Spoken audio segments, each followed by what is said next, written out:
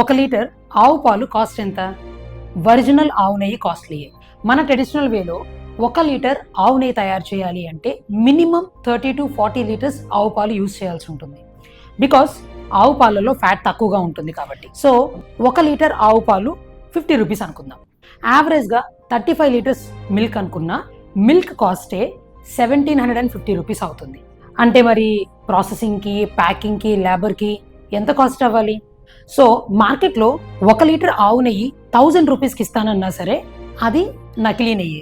దాంట్లో vegetable oils, food colours, flavours use చేసి ఉండాలి, లేదా ఇండస్ట్రియల్ ప్రాసెసింగ్ ద్వారా చేసి ఉండాలి. అంటే మిల్క్లోంచి క్రీమ్ సపరేట్ చేసి బటర్గా మార్చి దాన్ని కరిగించి నెయ్యి తయారు చేస్తారు.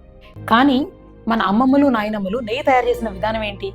పాలు మరిగించి, తోడు పెట్టి, పెరుగు చేసి, వెన్న చిలికి దాన్ని కరిగించి నెయ్యి తయారు చేసేవాళ్ళు. ప్రాసెస్ చాలా పెద్దది.